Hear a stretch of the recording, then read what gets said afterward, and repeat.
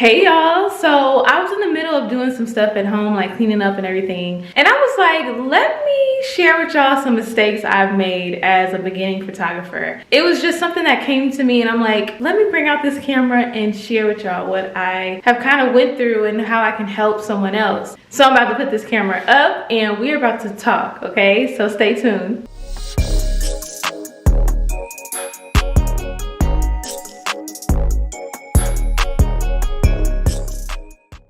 All right, here we go. Are we good? Whew. Okay.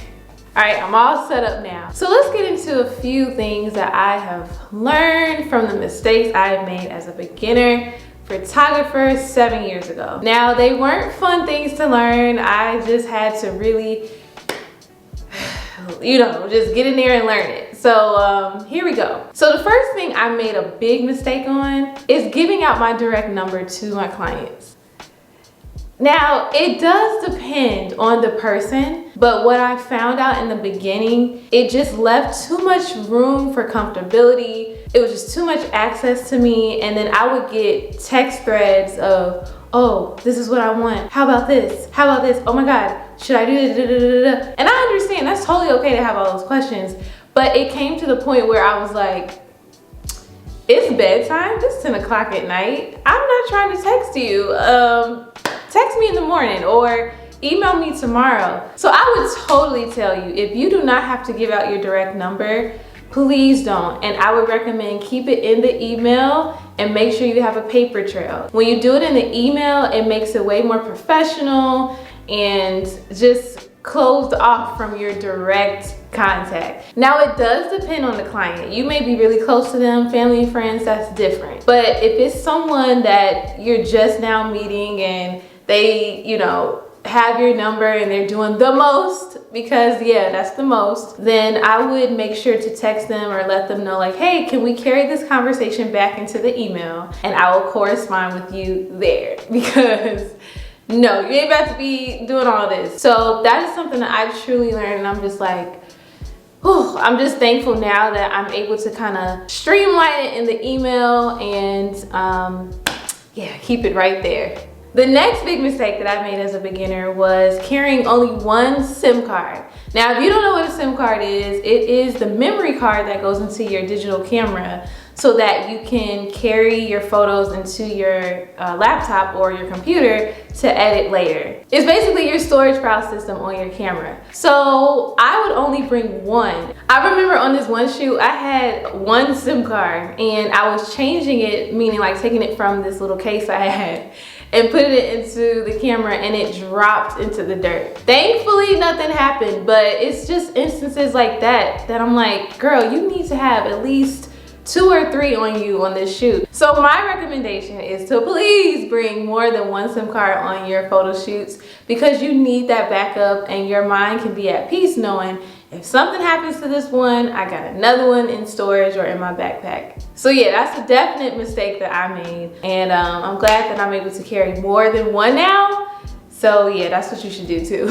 The last big mistake that I made in the beginning as a photographer was not having clear terms and conditions and a contract.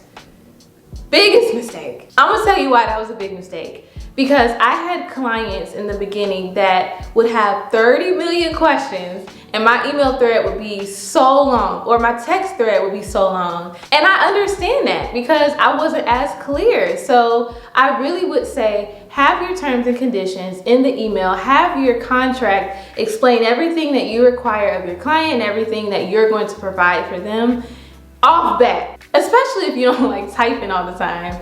I would just recommend truly to just have everything as clear as you can so that you can eliminate the back and forth and you can clear out your email inbox way better. And when you make it super clear in the beginning, the questions that they'll have afterwards are going to be easier questions for you to handle. And that's another thing. What happens is people don't really trust you when you're a beginner. Honestly, they don't. And so that's why those questions are coming in like that, because they're trying to, trust you. So lay it all out there in the beginning for what you have to bring to them so you can have more peace of mind. So over these 7 years of photography, I have learned so much, y'all, through trial and error. But I think at the end of the day, we all learn things so that we can share it with someone else to prevent them from what we went through, right? So I'm here to just share with you guys just those mistakes I made.